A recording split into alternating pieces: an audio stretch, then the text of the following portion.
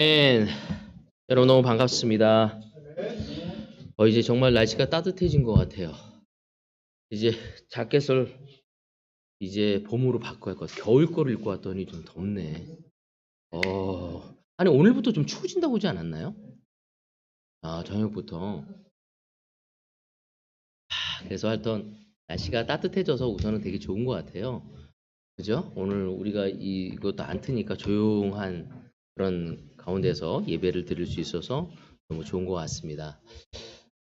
지하철을 타도 이제 막 선풍기 돌려주더라고요. 너무 더운지.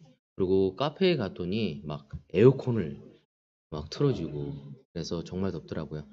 아, 참 우리가 어느새 이제 이제 대구는 좀 봄이다 그러면 바로 여름이잖아.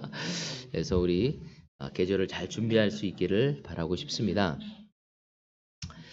오늘 제가 여러분과 나누고 싶은 말씀은요, 만족하는 법을 배우는 제자라는 주제를 갖고 이야기를 나누고 싶습니다. 여러분 삶에 만족하고 있습니까? 아멘. 계속 소리가 영 우렁찬 목소리 에이멘 하고 나올 줄 알았는데, 우리는 우리의 삶의 만족을 향해 참 많은 것들을 하고 있습니다. 그렇지 않죠? 그래서 여러분의 삶의 만족을 위해서 무엇을 하고 있죠? 기억하고 감사하고 있다. 저는 개인적으로 생각했었을 때 저를 만족시키기 위해서 그런 것이 제가 커피 먹는 걸 되게 좋아합니다. 그래서 저를 위해서 커피 한 잔이 다 준비되어 있으면 아침에 너무너무 사실 행복합니다. 이렇듯 우리는 우리의 삶의 많은 부분들을 우리를 만족시키기 위해서 다양한 것들을 준비하고 해 나가고 있습니다. 또한 우리 개인적인 삶뿐만 아니라 우리 주변에 있는 많은 사람들이 자신의 인생의 삶 속에서 소원으로 가득 차 있는 모습을 보게 되죠. 여러분 어디서 보게 되죠? 예? 예, 소원. 맞아요, 맞아요. 내가 항상 저기 뭐야, 팔공산에 그 아빠에 가면 정말 내가 올라갈 때 막 헛구역질하면서 올라가는데 거기에 진짜 할머니, 진짜 나이 드신 어른들이 거기에 거의 그렇게 빠글빠글 모여서 정말 코 없는 그 약사 뭐 열애상인가? 예? 예. 약사 열애불한테 정말 열심히 절하는 모습을 보게 됩니다. 그래서 참 많은 사람들이 이러한 노력을 감수하고 가서 정말 자신의 소원을 비는 모습을 보게 되죠. 뿐만 아니라 해마다 신년이 되면 정말 너무나 많은 인파들이 바다와 해변 그리고 산으로 정말 안 가다가 왜 이렇게 산으로 많이 가고 진짜 바다로 많이 가는지 모르겠어요. 거기 가서 정말 이렇게 두 손 모아 정말 이렇게 해가 뜨는 모습을 보면서 또 석양해지는 모습을 보면서 자신의 간절한 소망과 소원을 비는 모습을 또한 보게 됩니다. 여러분 제자들도 마찬가지 아닙니까? 사실은 우리의 기도 제목, 또 소원 제목을 전능하신 하나님께 아뢰는 사람들이 많습니다. 사실 기도하는 것은 굉장히 좋은 일입니다. 그러나 우리가 이 부분에 대해서 한번 생각해 볼 필요는 있습니다. 언젠가부터 우리들은 예배를 우리 자신의 소원을 이루는 축복의 도구로 변질시키지 않았는지 하는 저는 생각이 들기도 합니다. 그러니까 모든 것이 자신의 소원과 기대와 바램으로 가득 차서 신앙생활을 하게 되어지는 것입니다. 많은 형제 자매들이 저마다 간절한 소원을 비는 것은 나쁜 것이 아니죠. 그렇지만 그 소원만을 비는 시간으로 그 예배를 이용하고 있는 것은 아닌지 우리 자신을 한번 점검해 와야 합니다. 하나님을 경배하고 찬양하는 그 예배 시간조차도 무엇인가를 받기 위한 굉장히 나 중심적인 인간 중심의 예배의 시간으로 전락되어지지 않았는지 우리는 한번 점검해 봐야 합니다. 요즘에 저는 굉장히 많은 사람들을 만나고 있습니다. 많은 사람을 만나면서 제 마음속에 좀 무거운 마음이 있었어요. 이게 뭐냐면 그들의 바램, 그들이 원하는 어떤 환경, 그들이 말하는 소망, 그들이 말하는 기대, 바램은 들으면서 그 안에 하나님이 너무 없는 거야. 세상 사람하고 우리 그리스도인하고 무슨 차이가 있지? 우리는 무엇인가 하나님을 알고 있다고 얘기하고 또 그분의 사랑과 은혜에 감사하다고 얘기하는 존재들인데도 불구하고 세상 사람하고 뭐가 다를 바가 있지? 세상 사람들은 잘 모르는 창조주에게 가서 자기의 바람과 소원을 정말 끊임없이 이야기하며 요구하고 있지만 우리는 하나님을 안다고 하지만 그 하나님을 나의 소원을 이루기 위한 도구로 사용하고 있지는 않은지. 예배뿐만 아니라 우리 신의 형성활 역시도 하나님을 기뻐하고 예수님을 닮아가는 것에 목적을 두기보다는 나의 성공과 나의 형통함과 내가 세운 그 모든 것들이 이루어지기 위해서 정말 주님을 이용하고 있지 않은지는 좀 저는 생각해 봐야 할 부분이라는 생각을 하게 됩니다. 오늘 이 자리에서도 여러분 어떤 마음으로 예배를 왔습니까? 어떤 마음으로 정말 하나님께 찬양을 돌리고 영광을 돌리고자 이 자리에 앉아 있습니까? 여러분이 드리고 있는 예배의 열심, 신앙생활, 그 모든 것이 여러분의 소원을 이루기 위한, 여러분의 개인적인 기도의 제목을 이루기 위한 것인지, 그리고 또한 그것이 이루어졌을 땐 기뻐하고 감사하지만 그것이 이루어지지 않았을 때 너무 쉽게 실망하고 좌절하고 다른 사람을 불평하고 있는 존재로 우리가 되어 있지는 않은지, 우리가 그리스도를 믿는다고 이야기하면서 우리의 믿음의 신앙이 하나님을 향해 가야 한다고 얘기하지만 그 모든 것이 나의 소원과 나의 욕구를 채우기 위한 것으로 변질되어지지는 않았는지 저 또한 그것을 생각해 보게 되었습니다. 내가 무엇을 위해 제자 삶을 살고 무엇을 위해 이 전임과 목사직을 가지고 있는지 여러분도 오늘 한번 생각해 보기를 권하고 싶습니다. 우리 마음속에 나의 소원과 나의 기대와 나의 꿈과 나의 밤으로 그냥 가득 차 있지는 않은지 나의 바람과 나의 소원과 나의 원하는 바로 정말 이렇게 기도가 다 채워지고 있지는 않은지 그리고 그것이 채워지지 않았을 때 너무 쉽게 낙심하고 좌절되어지고 있지는 않은지 우리 인생 가운데 조금만 잘 풀리면 너무나 좋아하지만 금방이라도 시험이 들었을 때 우리는 그 고난과 환난 속에 원망과 불평이 넘쳐나는 나 자신은 아닌지 우리는 정말 하나님 때문에 감사하고 스스로 만족하는 삶을 살아가고 있는지 여러분 성경에 보면 그 자신의 주어진 환경과 상황에 상관없이 늘 하나님께 감사하고 만족하며 사랑하는 사람들이 나옵니다. 저는 오늘 그 중에 한 사람인 바로 바울에 대해서 여러분과 이야기를 나누고 싶습니다. 여러분 바울은 개인적인 욕심을 가지고 있지 않은 사람이었습니다. 우리가 어떻게 알죠? 바울이 개인적인 욕심을 안 가졌다는 것을? 뭐요? 맞아요. 그는 가말레아 문화생이었고요. 로마 시민권을 가진 사람이었고요. 그리고 그 당시에 로마인이었기 때문에 라틴어도 할 수 있었고요. 아람어도 할 수 있었고요. 진짜 그리스, 헬라의 말에도 응통한 사람이 바로 바울이었습니다. 여러분 우리는 정말 그런 능력자를 보면 영어도 잘하고 중국말도 잘하고 정말 이렇게 이태리어도 하고 한국말도 그런 사람 너무 부럽지 않습니까? 그리고 또한 뿐만 아니라 정말 돈을 잘 벌어. 우리는 요새 돈 잘 버는 사람 누구죠? 어떤 기술이라고 하죠? 돈 잘 버는 기술 뭐로 얘기하죠? 네, 근데 그것이 어떤 게 있죠? 네, 돈 버는 기술에 IT도 될 수 있고요. 또 의사도 될 수도 있고요. 그 다음에 주식, 황금손이야. 그가 건드는 주식마다 막 점프를 하는 거야. 부동산 왕손이야. 그가 사는 곳마다 부동산 가격이 막 뛰어. 땅값이 막 뜨는 거야. 그래서 야 여기 한번 사봐. 그가 말한 그 순간부터 막 뜨기 시작하는 거야. 놀라운 기술 아닙니까? 바울은 정말 이렇게 그러한 기술도 가졌어요. 텐트 만드는 사람으로서 정말 너무나 고급 기술이었고 돈을 또 많이 벌 수 있는 사람이었습니다. 또 그런 방법으로 시민권도 얻게 되어진 사람이었죠. 하지만 그는 그 모든 것들을 주님을 위해서 내려놓을 수는 없습니다. 뿐만 아니라 그는 개인적으로 목회를 하는 가운데서도 그가 가는 곳마다 다 잘 됐습니까? 그는 가는 곳마다 다 잘 되지는 않았습니다. 핍박받고 돌 맞고 쫓겨나고 근데 그것이 그에겐 그렇게 중요하지 않았어. 너무나 많은 사람이 그를 추종하고 따라도 야 이거는 내가 하는 게 아니야 하나님이야. 그를 신대우하려고 해도 진짜 이렇게 그리스의 신처럼 그를 모시려고 해도 야 나는 그런 사람이 아니야 하고 낮아졌고 야 너희 대머리야 넌 돈만 밝히느냐 넌 말도 못하는 놈이야 하고 이야기해도 그는 전혀 그거에 굴하지 않고 계속 갔습니다. 자기가 말씀을 전했을 때 수많은 사람이 추종할 때도 있고 너무나 많은 사람이 미친 사람 취급하고 받아들이지 않아도 그는 늘 거기서 실망과 승리감을 얻는 것이 아니라 하나님께 모든 것을 맡기는 자가 바로 그였습니다.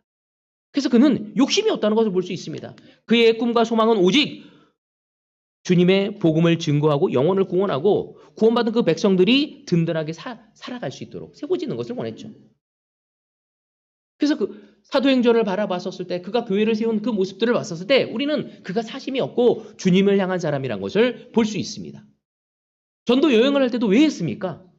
다른 것이 아니라 자기가 세운 교회가 잘 지내고 있는지 건강하게 지내길 바라서 그 먼 거리를 비행기 타고 자동차 타고 간 것이 아니라 걸어가며 가서 너무나 많은 격려와 위로를 아끼지 않았고 그 가는 가운데 다른 도시를 들려서 교회를 세운 사람이 바로 바울이었죠.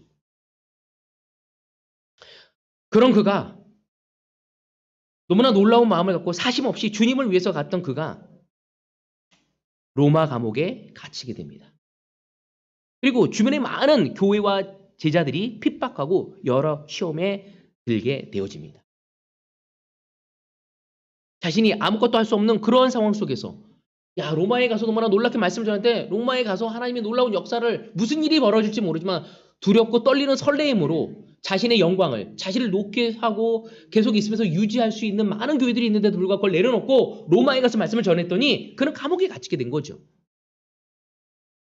그리고 감옥에 갇혔을 뿐만 아니라 자기가 하고자 하는 것을 이루지 못하는 그 갑갑함 속에 놓여 있는데 더 중요한 건 교회에 자신의 동역자라고 얘기했던 그 제자들이 그를 비난한 거야. 야, 너 사도라고 얘기했고 자칭 사도라고 얘기했고 뻑인 너야. 너 하나님이 너와 함께 한다고 했는데 너 감옥에 갇혔냐? 하면서 수많은 조롱과 비난과 업신여김과 하나님이 너와 함께하지 않다는 것을 사람들이 이야기하고 있었다. 그런 마음이 어떻겠습니까?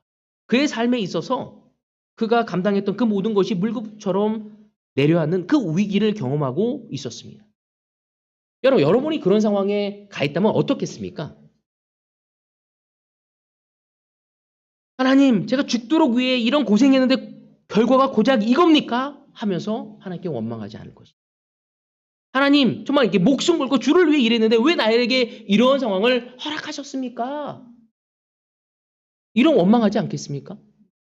제가 가만 설교를 준비하면서 봤더니 저는 벌써 그런 기도를 했어. 몇몇 사람들이 나한테 공격하고 뭐하고 했었을 때 아니 주님 이게 말이 됩니까? 어떻게 저 사람이 나에게 이런 얘기를 할 수 있습니까? 너무 억울합니다. 내가 그 사람을 위해서 얼마나 헌신했고 기도했고 뭐 했는데 그래요 하나님 제가 완벽하지 않습니다. 내가 이런 실수 좀 했어요. 아니 그 사과도 했어요. 근데 어떻게 저한테 이렇게 대할 수 있죠? 하면서 너무나 마음이 화가 나고 분하고 보복하고 싶고 짜증내고 싶고 더 하고 싶지 않은 마음이 제 마음속에 막 휘몰아치는 것을 경험하게 되었습니다. 그리고 바울을 봤더니 바울은 너무 놀라운 거야. 너무 부끄러웠어. 야 나는 감옥에 갇힌 것도 아니고 그렇게 많은 사람도 아니고 몇몇 사람이 좀 그 얘기 했다고 왜 나는 이럴까? 내가 뜻하는 대로 되지 않았다고 왜 이렇게 불평할까?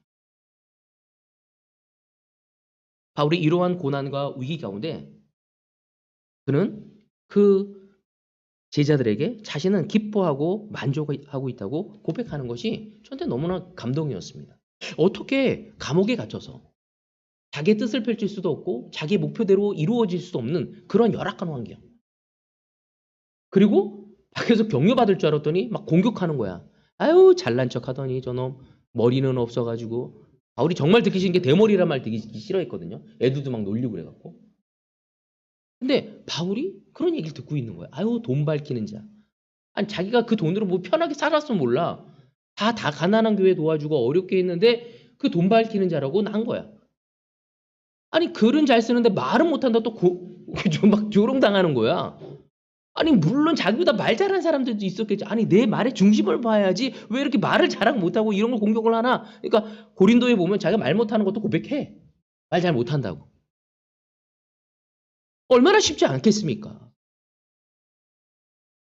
근데 그는 하나님께 감사를 표현하고 있습니다. 일평생 자기가 꿈꾸고 노력해 그 모든 것이 노력하는 무너지는 그 환경 속에서도 바울은 기뻐하고 만족하고 있다고 고백하고 있습니다. 바울이 어떻게 이런 고백을 할 수 있을까? 여러분과 저는 한번 생각해 봐야 합니다. 여러분 우리가 이것을 안다면 너무 놀랍지 않겠습니까? 바울이 고백을 통해서 자신의 스스로 만족할 수 있는 그 비결을 배웠다는 것을 우리가 공부하는 것을 통해 우리 또한 많은 어려운 환경 속에서 스스로 기뻐하고 감사할 수 있다면 이것처럼 놀라운 기쁨과 행복은 없을까라고 저는 생각되어집니다. 우리의 삶에도 고난과 역경이 있을 것이고 우리의 삶에도 좌절과 슬픔이 있었을 때 바울처럼 그 어려운 상황 속에서도 스스로 기뻐하고 감사하고 행복할 수 있다면 이거는 놀라운 비밀이라는 생각을 하게 됩니다. 우리 그것을 요즘에 뭐 50대를 잘 사는 비경, 40대에 성공하는 비법, 뭐 이런 것들 보면 책들이 불티나게 잘 팔리더라고요. 그렇잖아요. 부동산을 성공하는 비법, 뭐 투자를 잘하는 방법, 뭐 이렇게 하면 그런 거 항상 베스트셀러에 막 올라와. 그래서 사람들이 막 본단 말이에요. 근데 오늘 바울이 그 비결, 어떠한 상황 속에서도 기뻐하고 감사할 수 있는 삶에 만족할 수 있는 그것을 배울 수 있다면 우린 다른 것에서 내 삶을 만족하고 그 기쁨을 채우기 위해 좀 이렇게 불안해하며 돌아다니는 것이 아니라 좀 이렇게 안정감을 갖고 살아갈 수 있지 않을까. 그래서 저는 이 부분을 좀 생각해보고 이 말씀을 준비하게 됐습니다. 오늘 저희 첫 번째 포인트는 왜 웃죠? 너무 재밌나요? 네? 첫 번째 포인트. 오늘 첫 번째 포인트. 오늘 첫 번째 포인트는 뭐냐면 우리가 그 어떠한 상황 속에서도 주님은 우리 안에 있다는 것을 믿어야 한다는 것입니다. 바울은 그 키를 가지고 있었어요. 내가 원하건 원하지 않고 슬프고 어렵고 모든 힘든 상황이 있다 할지라도 나는 주님 안에 있다는 것을 믿고 있었던 것입니다. 자, 빌립보서 4장 10절에 11절에 보면 이렇게 하죠. 나를 생각하는 마음이 여러분에게 지금 다시 일어나는 것을 보고 나는 주님 안에서 크게 기뻐하여. 사실 여러분은 나를 항상 생각하고 있었지만 그것을 나타낼 기회가 없었던 것입니다. 내가 궁핍해서 이렇게 말하는 것이 아닙니다. 나는 어떤 처지에서도 스스로 만족하는 법을 배웠습니다. 그러니까 빌립보 형제자매들이 바울이 어렵다는 거고 생각하고 그를 도와주려고 했어요. 나는 그거 너무 기뻐한다고. 그렇지만 뭐라고 하니? 내가 궁핍해서 이런 말을 하는 게 아니라 나는 어떠한 처지에서도 스스로 만족하는 법을 배웠다고 얘기해요. 너무 놀랍지 않습니까? 내가 너무 힘들어서 외로워. 막 공격받고 있어. 힘들어. 좌절되고 몸도 아파. 너무 힘든데 누가 나를 돕겠다고 왔어요. 그럼 어떤 마음이죠? 야 고맙다 하면서 너무 진짜 할 텐데 그는 뭐라고 얘기하냐면 그거 너무 감사하지만 나는 어떤 처지에서 스스로 만족하는 법을 배웠다고 이야기하고 있습니다. 바울은 누구보다도 주님을 위해 열심을 갖고 살겠다고 결심한 사람이었습니다. 그런 그가 감옥에 갇혀서 고난을 당하고 많은 사람들에게 비난과 정말 이렇게 핍박을 받고 있었죠. 근데 거기에서 그는 이야기하기를 주님 안에서 기뻐하고 만족하고 있다고 고백을 하고 있습니다. 궁핍하고 어렵고 힘들고 지치기 때문에 주의 일을 못하겠다고 얘기하는 것이 아니라 지금 어려운 속에서도 나는 만족하고 있다고 이야기하고 있는 거예요.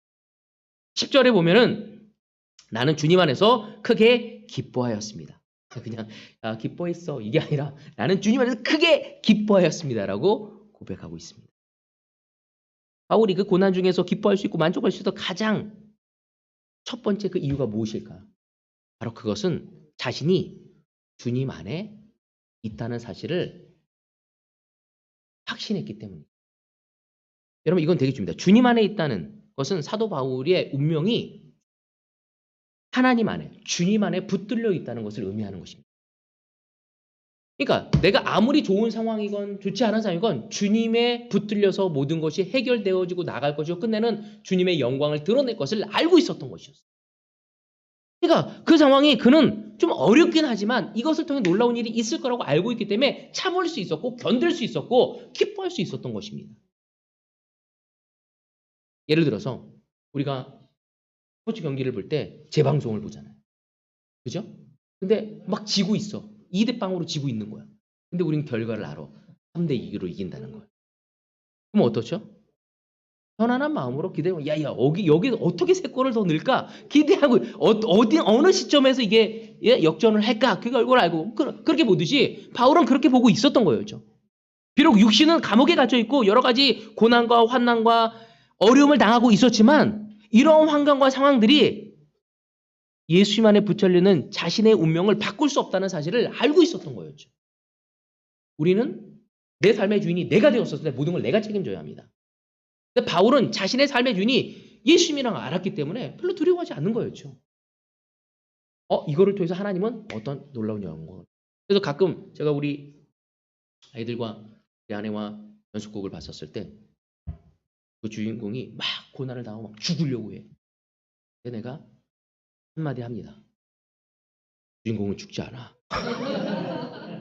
어떻게 살아나? 어머 어떻게 이제 죽는 거야? 막 이러고 너무 어려워하고 막 슬퍼하고 있을 때 주인공은 살아나. 어차피 살아라. 그렇게 보면 재미없잖아. 그럼 그 주인공은 작가의 손에 붙들려 있어. 주인공은 승리자고 영광을 볼 거고 나중에 너무 큰 기쁨으로 해피엔딩으로 끝날 거야. 그걸 알고 그냥 보내면 연속 진짜 재미없어. 여러분 이것처럼 바울은 알고 있었어요. 지금 어려워? 괜찮아. 지금 어렵지만 하나님이 이거를 통해서 뭔가를 극적인 것을 만들 거야. 우리나라도 극적인 거 너무 좋아하잖아요. 막장 드라마 너무 좋아하잖아. 막 죽었어. 근데 또 살아났어. 막 미워 있어. 그러니까 걔가 내 아들이야. 막 이런 것들이 막 나오는 거야. 막 그러잖아요. 원수지 했더니 나의 사랑하는 잃어버린 딸이었어. 막 이런 거. 이게 뭐야? 막 이런 거. 그거 막 이게 뭐야? 그러면서도 시청률 막 1위 막 하고 막 그런 거 보면서 너무 웃기더라고. 근데 바울은 그걸 이렇게 보고 있던 거예요. 지금 내가 너무 어려워, 힘들어. 그래도 하나님은 그의 운명을 붙들고 계시고 책임지시는 분이라는 걸 알고 있었던 거죠. 하나님이 어떠한 분인지를 알고 있었어요. 그분이 독생자 외아들, 그의 유일한 아들이라는 걸 알고 있었고 그가 하나님과 동등한 분인 걸 알고 있고 천지를 창조하실 때부터 그분과 함께하고 모든 것을 다스리고 섭리하시는 분이라는 것을 바울은 알고 있었던 거였죠. 예수 안에 있다는 사실이 얼마나 놀라고 대단한 것인지 바울은 알고 있었기 때문에 초대하러 가서 너무 많은 사람들이 야유하고 저주해도 힘들어하지 않았어. 오케이. 그리고 난 여기 가서 그는 과정을 중요시했고 결과보다는 늘 기뻐하며 살아갈 수 있었습니다. 왜? 주님에 붙들린 인생이었기 때문에. 주님이 나를 책임져 주실 것을 믿었기 때문에. 근데 우리는 어느 순간 제자인데도 불구하고 내가 내 삶을 책임지려고 해. 결과가 좋지 않으면 안 하려고 해. 내가 봤을 때 상황이 좋지 않아. 그러면 낙담되어져. 바울은 그렇게 하지 않았다는 거죠. 저는 그것이 너무나 큰 도전이었습니다. 로마서 8장 35절에 보면 이런 얘기를 하고 있어요. 누가 우리를 그리스도의 사랑에서 끊을 수 있겠습니까? 환난입니까? 공고입니까? 박해입니까? 군주름입니까? 헐벗음입니까? 위험입니까? 또는 칼입니까? 바울이 예수님 안에 있는 우리의 상태를 그리스도의 사랑 안에 있는 상태로 표현하고 있습니다. 예수님 안에 있는 우리의 상태가 어떤 것인지 그리스도의 사랑 안에 있다는 것을 표현하고자 이런 표현을 하고 있는 것이죠. 38절 39절 나는 확신합니다. 뭘 확신하는지? 죽음도 삶도 천사들도 권세자들도 현재일도 장래일도 능력도 높음도 기품도 그 밖에 어떤 피조물도 우리를 우리 주 예수 그리스도 안에 있는 하나님의 사랑에서 끊을 수 없습니다. 그럼 예수 안에 있는 상태를 하나님 안에 있다고 가르치고 있는 것입니다. 즉 우리의 상태가 예수님과 하나님의 사랑 안에 있는 상태이고 이러한 상태에 있는 하나님의 백성과 자녀들이 그들의 운명은 망하거나 어렵게 되지 않고 하나님이 사탄이 바꿔놓을 수도 없는 거고 하나님이 책임져 주시고 끊을 수도 없고 인도하실 것을 이야기하고 있는 거죠. 아무도 하나님과 예수님의 사랑 안에서 우리를 빼앗거나 끊을 수 없다는 겁니다. 근데 우리가 끈을 놓으려고 할 때가 있죠. 내 눈에 봤을 때 실망스럽고, 내 눈에 봤었을 때 어렵고, 내 눈에 봤었을 때 희망이 없어 보일 때 우리는 방황하려고 합니다. 하지만 바울은 눈에 보이는 것은, 가시적인 것은 별로 중요한 것이 아니었어. 하나님이 내 삶을 어떻게 하고 있다고요? 책임져 주고 있다는 것을 알고 있었기 때문이었죠. 지금 나와 내 남편의 부부관계 하나님이 책임져 주실 것이다. 지금 내 아이들의 양육 하나님 책임져 주실 것이다. 지금 내가 사랑을 주고 아끼고 있는 이 사람 하나님 책임져 주실 것이다. 여러분, 하나님이 어차피 떠날 사람은 내가 아무리 붙들려도 떠납니다. 그리고 하나님이 붙들 사람은 내가 아무리 미워하고 하나님 제 어떻게 좀 이래도 붙어 있게 합니다. 하나님에게 우리는 맡길 수 있어야죠. 바울이 환난과 고난이라는 환경 가운데서도 만족할 수 있었던 것은 그 바울 그 자신이, 그의 운명이 하나님과 예수님의 사랑 안에 붙들려 있다는 것을 알고 있었기 때문입니다. 여러분, 오늘 시간 기억하길 원합니다. 우리는 주님 안에 있는 존재들입니다. 그 말은 주님이 기현이의 인생을 책임져 주신다는 거죠. 기현이가 너무나 조급하며 안달하며 살아갈 이유가 없다는 거죠. 눈에 보이는 것에 너무 압도될 필요 없고 정말 가장 중요한 것들을 해가며 인생을 주님 안에서 만들어가기를 바라죠. 왜? 하나님이 지연자매의 삶을 붙들고 계시고 책임져 주시겠다고 이야기한 것입니다. 여러분, 우리의 죄성이 있습니까? 걱정할 필요 없습니다. 그 부분도 하나님이 책임져 주시고 인도하실 것입니다. 하나님이 배우라고 할 때 배우고, 하나님이 겸손할 때 겸손하고, 하나님이 열정을 내할 때 열정을 낼 때 우리는 하나님이 우리를 인도하실 것이고 우리에게 승리를, 또 그분의 뜻을 우리를 통해 이루어 주십니다. 이 사실 하나만으로도 충분히 기뻐하고 충분히 만족할 수 있는 것입니다. 두 번째 포인트, 마지막이다. 우리는 모든 상황이, 모든 환경이 나를 성숙시키는 하나님의 교육의 시간임을 알아야 한다는 거예요. 지금 나에게 허락되는 모든 상황들, 그거는 나를 성숙시키기 위해서 하나님이 교육의 시간임을 믿어야 한다는 거예요. 제가 지난주에서도 우리가 새로운 나를, 새로운 당신을 만들어가기 위해서 우리가 한 가지 뭐냐면 듣는 것을 배워야 한다고, 광야에서. 내 주변의 소리를 들어야 한다고 그랬어요. 인디아는 귀를 기울인다는 이야기가 있듯이 우리 또한 듣는 기술을 배워야 한다. 여러분, 이스라엘 민족이 광야에서 40년 동안 배우는 연습, 듣는 훈련을 안 했다면 여리고성을 무너뜨릴 수 없다고 이야기했습니다. 하나님은 모든 상황을 통해 우리를 교육하고 훈련하고자 하고 있다는 것이죠. 지금 팀들과 성경 공부하면서 제가 얘기한 게 뭐냐면, 지금 너희들이 사춘기 때 겪는 이 모든 것들이 너희들이 성인이 되어지기 위한 놀라운 준비 시간이라고 얘기했습니다. 이거는 어떻게든 지나가는 시간이라고 얘기했습니다. 이 시간을 어떻게 지나가냐에 따라 좋은 곳에서 시작할 수 있고 좀 낮은 곳에서 시작할 수 있다고 얘기했습니다. 그래서 너희들이 지금은 준비해야 하고 이것을 배워가야 한다고 얘기했습니다. 오늘 그들에게도 적용되었듯이 오늘 이것이 세이에게도 적용이 되어지는 거죠. 세이를 지금 훈련하고 있는 거죠. 왜 필경이를 옆에 앉혔을까요? 왜 앞에 영진이 형이 앉았을까요? 왜 내 옆에 내가 원하지 않는 사람이 앉은 거지? 내가 원하지 않는데 왜 이런 상황이 허락되어진 거지? 하나님이 무엇인가 우리를 훈련하기를, 그 하나님의 뜻을 알아볼 수 있어야 합니다.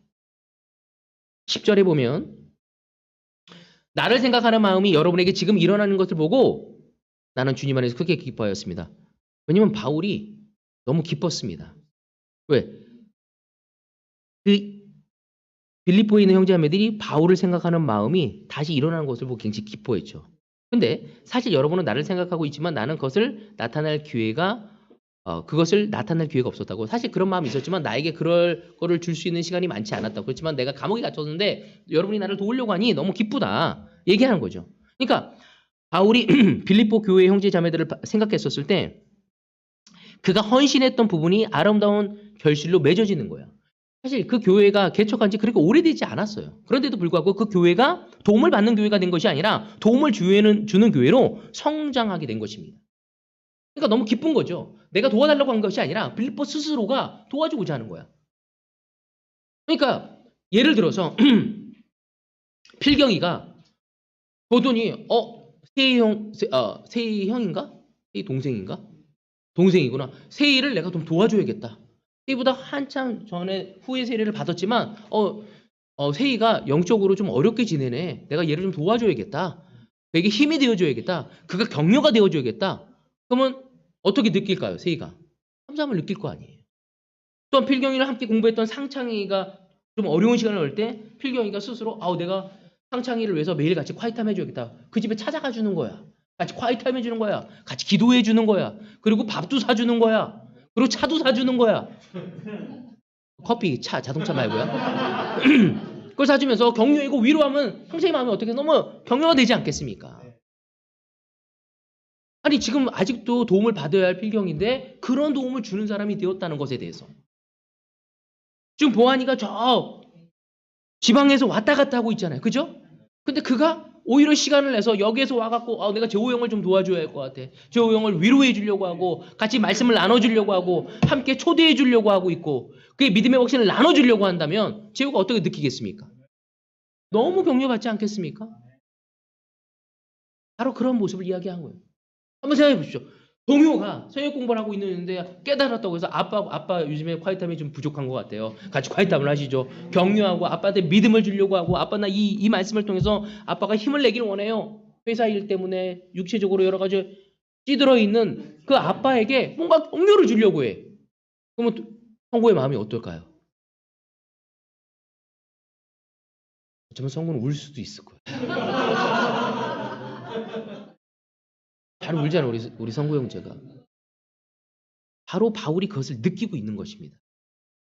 근데 바울이 걱정했던 그 교회가 이제는 성숙하게 되어서 성숙한 교회로 자라난 그 교회를 향해 바울이 무엇을 얘기한지 나는 괜찮다고 이야기하면서 너희들이 이러한 것들 이 성숙한 교회가 무엇이 더 필요한지를 밝혀주고자 하고 있어요.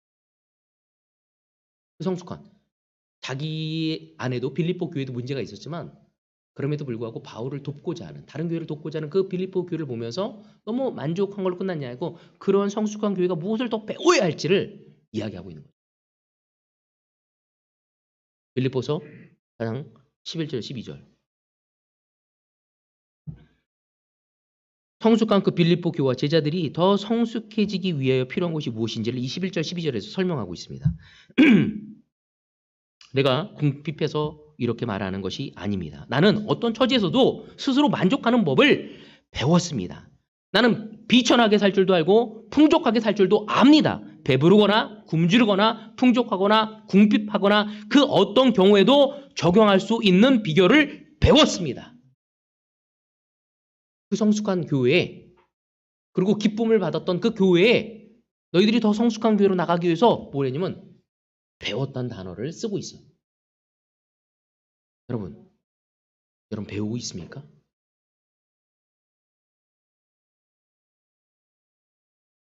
제자의 정체성은 배워야 합니다. 이 배움은 무슨 뜻이죠? 배움의 뜻이 뭐죠? 배우는 뜻이 뭐예요? 여기서 말하는 바울이 말하는 배웠다는 건 뭐죠? 이거는 지식이 아닙니다. 내 삶에 적용되어지고 깨달아지는 것을 이야기하는 거예요. 지식적인 것이 아닙니다. 배우고 깨닫고 실천되어지는 것을 의미하는 겁니다. 제자의 삶을 누가 잘 지내는지 배우는 사람입니다. 배우고 적용하고 깨달아가는 것. 여러분 자기가 그동안 배운 걸로 돌려막기로 살아가는 사람들이 있습니다. 성장하지 않습니다. 배움의 정체성은 우리가 가져가야 하는 것이죠. 그 교회가 건강한지 아닌지는 그 교회가 배우고 싶은 교회인지. 나 다 해봤어. 새로운 거 없어. 문제가 있는 거죠. 바울은 벌써 노년이었습니다. 말년이었습니다. 그가 뭐라고 하냐면 지금도 배우고 있다고 얘기하고 있고, 빌립보서 3장에 보면 내 몸을 쳐서 복종시키겠다고 얘기하고 있고, 정말 하나님의 부름의 상을 받기 위해 지금도 달려가고 있다고 얘기하고 있습니다. 그렇게 많은 교회를 세우고 너무나 많은 영향력을 줬던 그가 뭐라고 표현하고 있냐면 배우고 있다고 얘기하고 있는 거죠. 배우고 있습니까? 바울은 그 빌립보 교회, 성숙한 교회의 형제 자매들에게 여러분이 배워야 할 것을 표현하고 있는 거죠. 나 역시도 지금 배우고 있다고. 근데 뭘 배우는 거죠? 뭘 배우라는 거죠? 바울이 뭘 배우래요? 여기서 뭐라고 얘기하고 있죠? 자족하는 방법. 모든 상황 속에서 만족할 수 아는 비결. 이거를 배워가고 있다고 이야기하고 있습니다. 배웠다고 얘기하고 있죠. 바울은 위대한 믿음의 사람이었습니다. 우리가 볼 때 사도 바울은 위대한 믿음의 사람이었고 더 이상 훈련을 받을 것도 배울 것도 없는 존재지만 하나님 보실 때는 아직도 더 배워야 더 훈련받아야 할 것들이 많이 있었던 거였습니다. 바울에게. 그래서 하나님은 그 특별히 사도 바울에게 어떤 상황과 환경 속에서 만족할 줄 아는 사람으로 그를 훈련시키고자 했던 거였죠. 바울에게 하나님의 만족과 그 자족의 교육을 시키신 거예요. 하나님은 그 바울에게 그 훈련을 시킨 거예요. 계속. 많은 승승장구가 있었고 많은 깨달음이 있었고 많은 것을 알고 있었던 그에게 그것이 필요한 것이었습니다. 바울이 하나님께로부터 택함받고 부르심을 받는 그 순간부터 모든 것을 다 갖추어진 온전한 사람이 아니었어요. 바울은. 그렇지만 그가 전도 여행을 하면서 신앙의 길을 가면서 어려움도 겪고 또 이렇게 핍박도 받고 역경, 고난을 겪어보면서 그 가운데서 주님 안에서 스스로 만족하는 법을 배워갔음을 이야기하고 있습니다. 그러니까 바울이 스스로 자족하고 만족하는 방법을 배운 것은 한순간에 갑자기 이루어진 것이 아니라 하나님이 모든 상황과 환경을 주장하시는 그 삶 속에서 주님을 의지하며 배웠고 깨달아갔다는 것을 이 본문이 증언하고 있는 것입니다.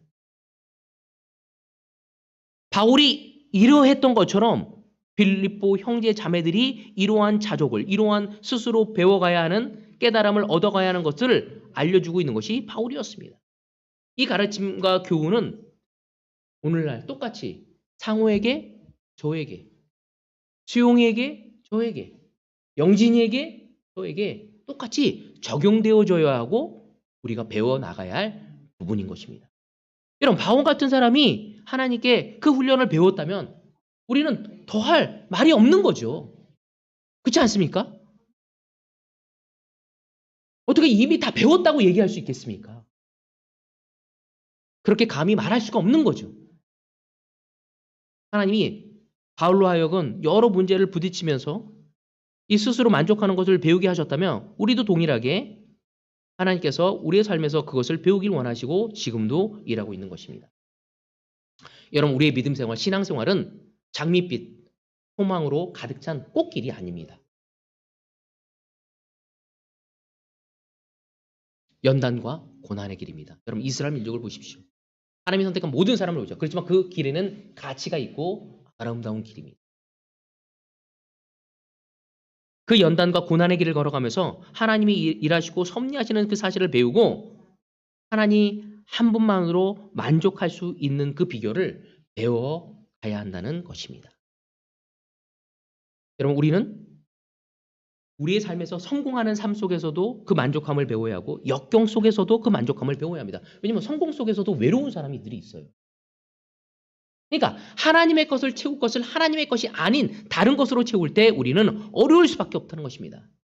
잘 나갈 때뿐만 아니라 못 나갈 때에도 우리는 감사함을 배워야죠. 잘 나갈 때도 감사하고 잘 못 나갈 때도 감사함을 배워야 합니다. 우리가 우리 아이들에게 그걸 가르쳐주고 싶어 하지 않습니까? 근데 우리는 그렇게 하고 있습니까? 우리는 우리 배우자에게 그렇게 하고 있습니까? 나한테 잘할 때나 못할 때나 감사를 표현할 수 있는 거. 내 상황이 좋을 때나 안 좋을 때나 하나님께 감사를 표현하는 거. 바로 그것이 주님이 우리가 배워가야 할 부분이라고 이야기하는 거죠. 빌립보서 4장 13절에 보면 이런 이야기를 하고 있습니다.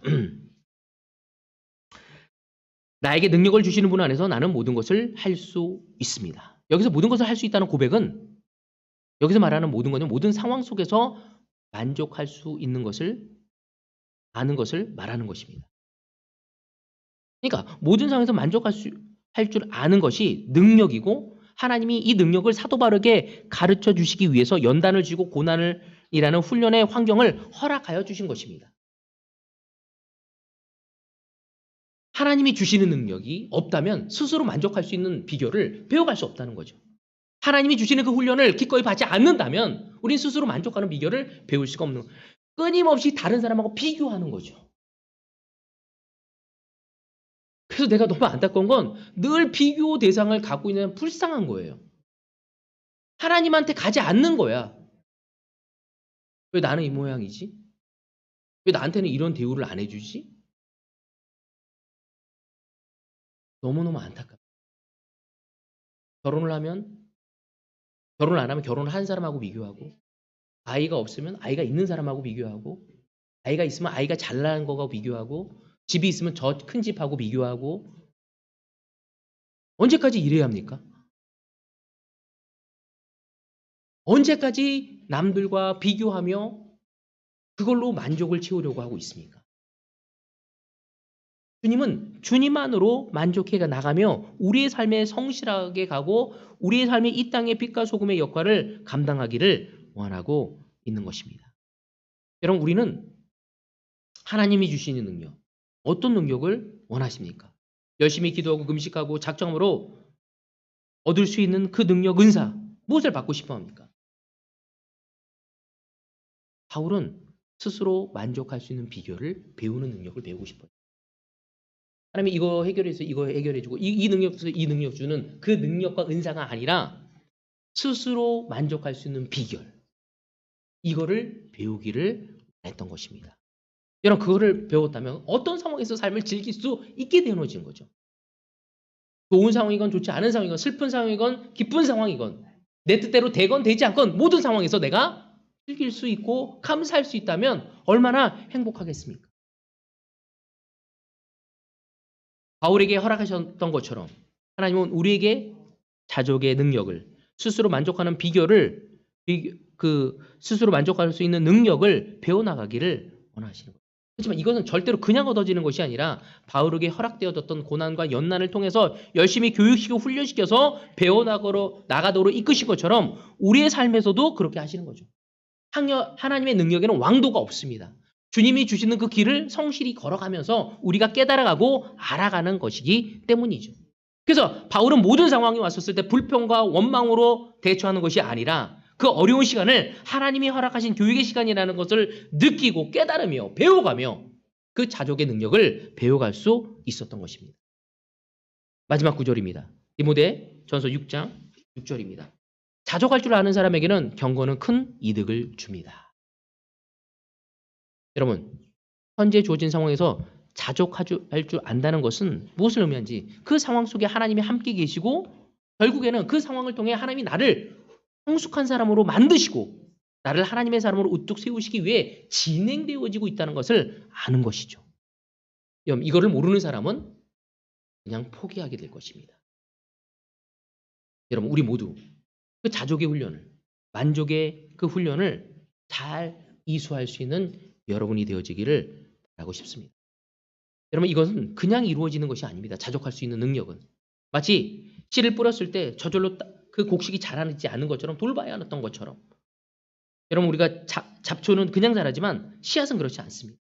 돌봐야 하는 것처럼 우리 또한 우리 마음을 가르치고 또 어떤 것들은 이겨나가면서 나갈 때, 불평을 다스릴 수 있으려고 할 때 우리가 그것이 관리해주고 포커스했고 주님께 기도하고 노력하고 있었을 때 그것이 변화되어질 수 있는 것입니다.